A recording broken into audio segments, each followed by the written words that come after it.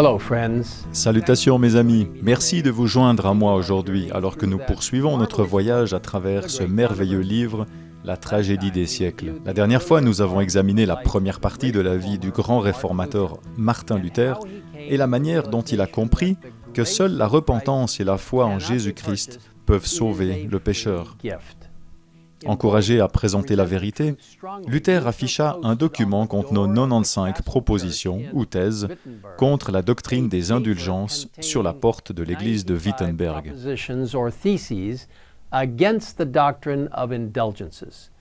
La nouvelle de cet acte audacieux, ainsi que les 95 thèses, se répandirent comme une traînée de poudre dans toute l'Allemagne et au-delà, provoquant la colère de Rome.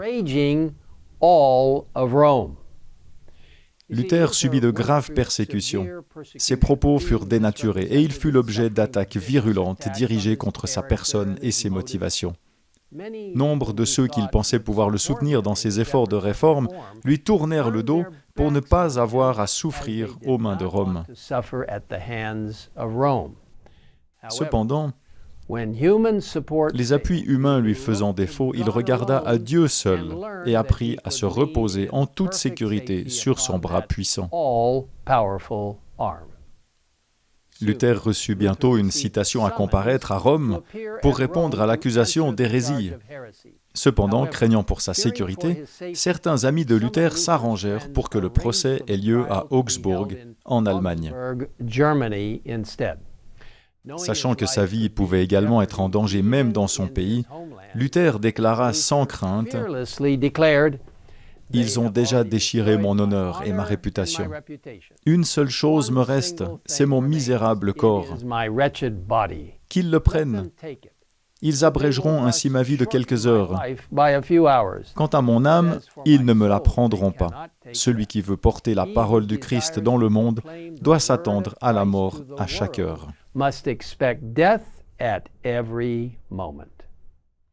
Mais la vie de Luther était entre les mains de Dieu qui n'aurait pas permis que la vie de son serviteur soit écourtée. Lors du procès d'Augsbourg, Luther, ayant la vérité de son côté, se leva dans la force de Dieu et présenta un exposé clair, concis et convaincant, étayé par de nombreuses citations des Écritures. Lorsque le représentant du pape vit que le raisonnement de Luther était incontestable, il perdit toute maîtrise de soi et s'écria avec rage « Rétracte, rétracte, ou si tu ne le fais, je t'envoie à Rome. Je t'excommunierai, toi, tous tes partisans, et je les jetterai hors de l'Église. Rétracte-toi, ou ne reparais plus devant moi. » Ne voulant pas se rétracter, Luther s'en alla aussitôt.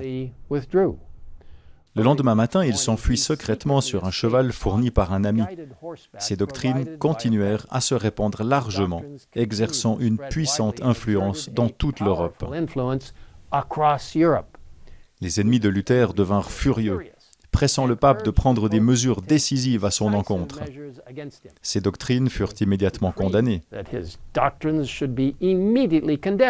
60 jours furent accordés à Luther et à ses partisans pour se rétracter, faute de quoi ils seraient excommuniés. L'excommunication était une mesure qui terrorisait même les rois. Ceux qui étaient excommuniés étaient traités avec horreur par la société. Ils devaient être coupés de toute communication avec les autres et traités comme des hors-la-loi, à chasser et à tuer.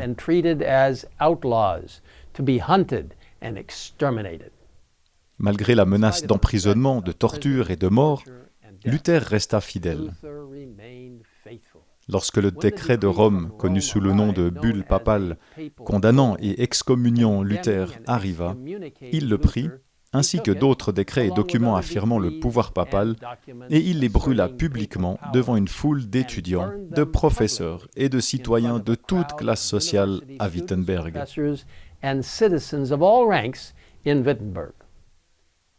Une lutte sérieuse vient de s'ouvrir, déclara Luther. Une nouvelle bulle papale fut publiée dénonçant Luther comme maudit par le ciel, ainsi que tous ceux qui suivaient ses enseignements. Néanmoins, Luther continua, déterminé à prêcher ce que Dieu lui avait révélé à travers sa parole.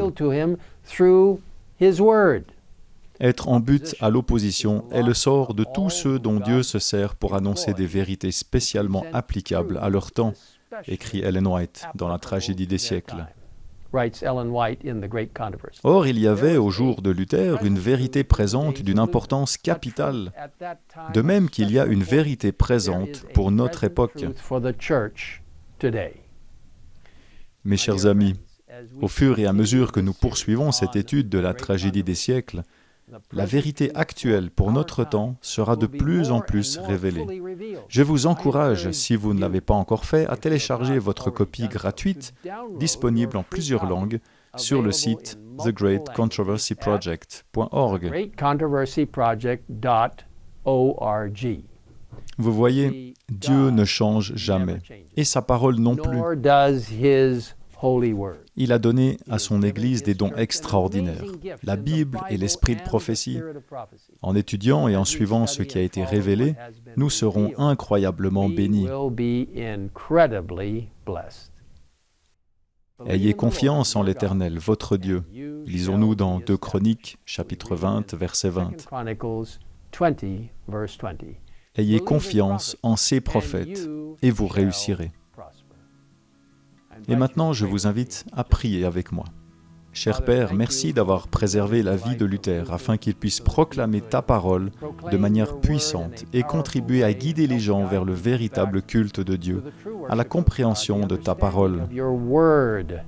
Nous te demandons de bénir tous ceux qui approfondissent la parole aujourd'hui, afin qu'ils reviennent vraiment à la pleine adoration de Dieu, en l'honorant de toutes les manières possibles, y compris l'observation du merveilleux sabbat, le 7e jour, ton jour de repos, un jour saint. Merci pour tout ce que tu as fait pour guider et protéger ton peuple au cours des siècles. Nombreux sont ceux qui sont morts en tant que martyrs. Ils témoignent au monde que tu es tout-puissant, que tu nous motives et nous aides à rester fermement convaincus et inébranlables dans ta précieuse parole.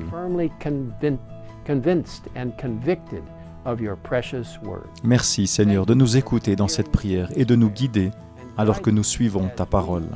Au nom de Jésus, Amen. Amen.